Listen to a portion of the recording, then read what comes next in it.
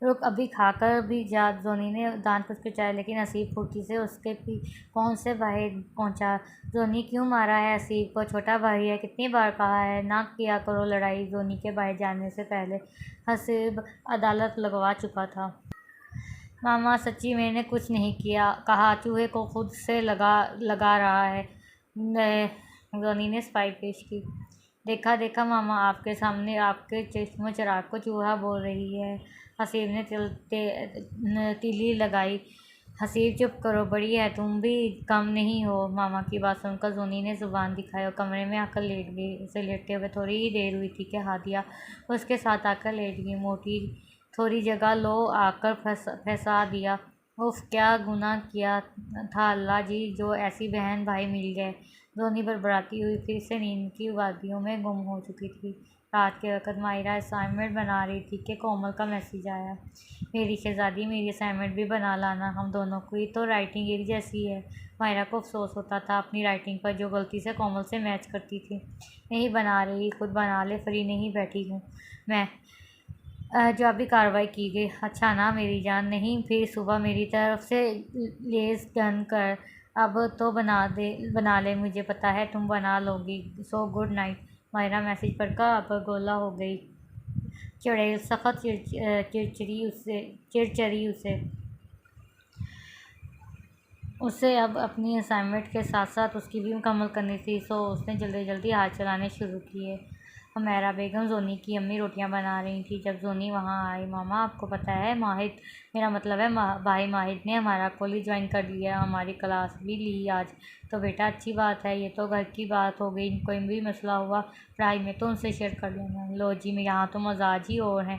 زونی پھر صرف سوچ سکی، کوئی مسئلہ نہیں، ماشاء اللہ سے لائق بچی ہے آپ کی۔ فرضی کالر جھاڑتے ہوئے زونی شیلف پر بیٹھ گئی۔ جتنی لائق فائق ہو بیٹا، جانتی ہوں میں، یہ کیا کہتے ہیں، گھر کے برتن کا پتہ ہوتا ہے۔ ماما آپ بھی نہ کبھی تو تعریف کر دیا کریں، آپ کی ہی بیٹی ہوں۔ زونی نے نیچے اترتے ہوئے کہا۔ وہاں سے راہ فرار پکڑی کیونکہ صداقت اس سے کاموں سے بھاگنے والی لڑکی، کیا پتہ ہادیہ کی جگہ پر برتن نہ دھونے پڑ جائیں۔ فجر کی نماز پڑھنے کے بعد ایسی آنکھ لگی کہ آنکھ کھلنے میں ہی نہیں آئی۔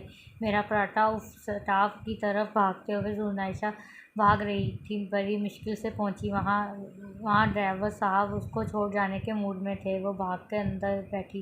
زنائشہ جلدی آیا کریں، اکثر بیشتر لیٹ ہو جاتی ہیں آپ۔ انکل آپ جلدی آ گئے ہیں، میں اپنے سے ہی وقت پہ آئی ہوں، فرض سے بہانہ تیار تھا۔ جی بالکل بیٹا جی، میں ہی جلدی آ کر غلطی کرتا ہوں، آپ تو لیٹ نہیں آتی، ڈرائیور نے دانت پیستے ہوئے کہا۔ انکل کیا کر لیا کریں انتظار، ہم بھی تو کرتے ہیں چھٹی کے وقت آپ کا۔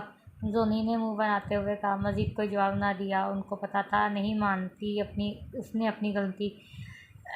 جب وہ کلاس میں پہنچی تو ماہرہ پہلے ہی موجود تھی۔ زونی نے بیگ رکھا، چادر فولڈ کر کے رکھی اور یاد سے لگائی کہ ماودہ پھر انسلٹ ہونے کا خدشہ تھا۔ ارے کومل، گاڑی بھی دیکھ رہی تھی، مسکارا لگا کے آئی ہو؟ زونی نے تشویشی انداز میں پوچھا۔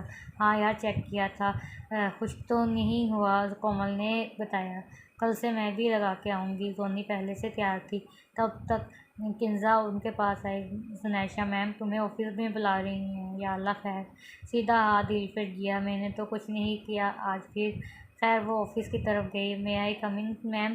جی آئیں بیٹا، میم خدیجہ نے پیار سے کہا۔ وہاں باقی کلاسز کی بھی پراکٹرس موجود تھیں۔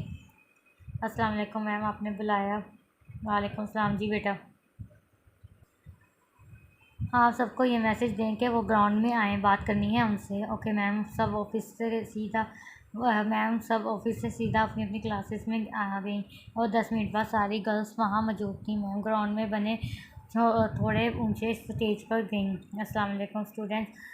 وعلیکم السلام میم، اسٹوڈنٹس نے جواب دیا۔ امید کرتی ہوں آپ سب خیریت سے ہیں اور آپ کی پڑھائی بھی اچھی جا رہی ہے۔ پڑھائی کے ساتھ ساتھ کچھ الگ ہٹ کر ایکٹیویٹی بھی ہونی چاہیے، سو ہم کالج میں کلچر ڈے رکھ رہے ہیں۔ میں چاہتی ہوں سب اسٹوڈنٹ جوش و خروش سے اس کو منائیں اور پاکستان کے کلچر کا اظہار کریں۔ ایک اور اہم بات یہ ہے کہ کالج میں 5 ہاؤسز بنیں گے جن کو الگ الگ صوبے اور رنگ دیے جائیں گے۔ میم نسیم ذرا اناؤنسمنٹ کر دیں ہاؤسز کس کلاس کو کون سا صوبہ دیا جائے گا. Student Punjab blue house BSc part 2. Sindhi red house BA part 2. Balochistan blue house FSc part 2. Balochistan orange house FA part 2.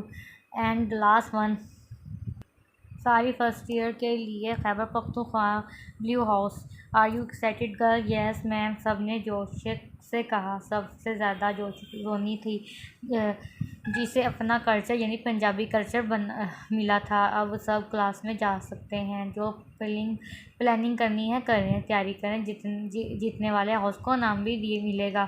کل سے پراپر آپ کو تیاری کے لیے وقت دیا جائے گا. Okay ma'am, thank you. Sub classes کی طرف چل دی. زونی، مائرہ اور کومل تو بہت خوش تھیں. کچھ دن پڑھائی کو ٹاٹا بائے بائے. لیکن ہائے رے قسمت، کلاس میں انٹر ہوتے ہی 2 منٹ بعد ہٹلر سر ماہد بھی انٹر ہو چکا تھا. السلام علیکم سر. بمشکل ضبط کے پہرے بٹھائے کہا. وعلیکم السلام. Students are you ready for next lecture? سب خاموش. سر وہ ہمارا کلچر ڈے ہے. عائشہ کی زبان نہ رک سکی. آج مجھے کسی نے انفارم نہیں کیا، ماہد نے کہا. سر آج ہی صبح اناؤنس کیا میم نے. کنزا نے. آج تو نہیں ہے نا، تو میں آپ کی کلاس لینے آیا ہوں، نہ کہ آپ کا کلچر نامہ سننے. سر آپ بھی ہمیں کوئی آئیڈیا دیں نا، ہم نے پنجاب کو پریزنٹ کرنا ہے. کومل نے لیکچر سے بچنے کے لیے کہا. پنجاب ہمارا اپنا صوبہ ہے، بہت سے آئیڈیاز ہیں. اسٹوڈنٹ اپنی ایزیلی کر لیں گے. زیادہ مسئلہ ہوا تو انٹرنیٹ سے ہیلپ لے لیجیے گا. جی سر، کومل نے کہا. تب تک آیا جی نے کلاس کا دروازہ لاک کیا. سر آپ کو آفس میں بلا رہے ہیں میم. جی آپ جائیں، آ رہا ہوں. ماہد کو تو رہ کر پچھتاوا ہو رہا تھا یہاں آنے کا. وہ آفس میں گیا. السلام علیکم سر. وعلیکم السلام. ماہد نے سرسری سا جواب دیا. سر دراصل ہمارے کالج میں کلچر ڈے رکھا گیا ہے، تو سر افضل کی بھی خواہش ہے کہ آپ بھی اس میں شرکت کریں، اسٹوڈنٹ کی ہیلپ کریں.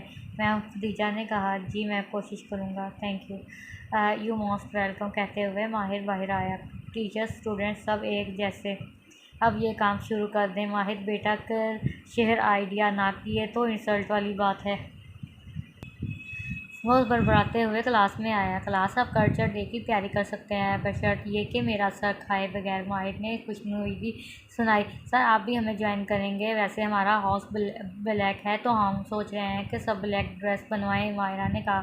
بلیک ڈریس پر اس نے عائشہ کو دیکھا کیونکہ اس کی دادو ہرگز اپنے کسی پوتے پوتی کو کالے رنگ کے کپڑے پہنانے کی اجازت نہیں دے سکتی تھی. اسٹوڈنٹ میں کوشش کر سکتا ہوں جوائن کروں، باقی یہ ڈریسز وغیرہ خود تک رکھیں، تب جب وہ مناسب لگے وہ پہن آؤں گا.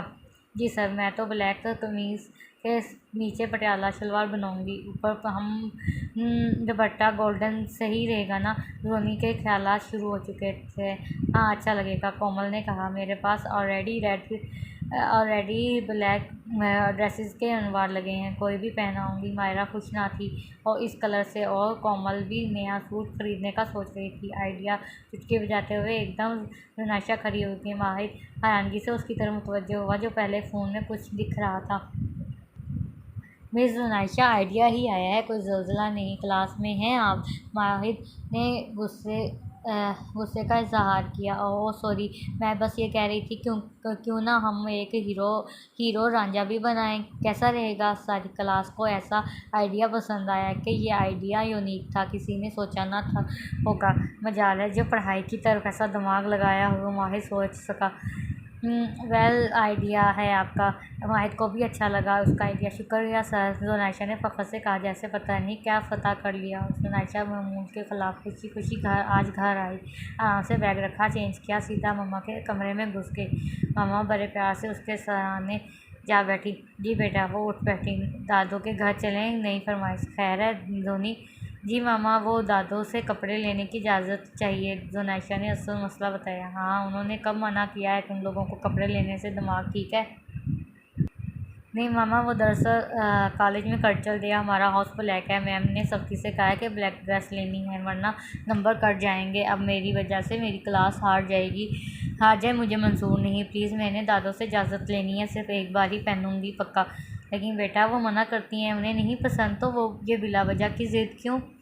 ماما پلیز آپ چلیں تو صحیح، سونی نے ان کو منانا چاہا۔ ہمیرا بیگم کو خوشی تھی کہ ان کی بیٹی کو سب کا خیال ہے، اور ان کو ایک بار کہتی تو انہوں نے لے دینے تھے، لیکن اسے اپنی دادوں کی بات بھی عزیز تھی۔ اچھا کھانا کھا لو، چلتے ہیں۔ نہیں ماما، وہ وہیں سے کچھ کھا لوں گی نا، یہ لیں اپنا دوپٹہ اٹھائیں نا، اس نے تو پہلے ہی تیاری پکڑ رکھی تھی۔ اچھا بابا، چل رہی ہوں۔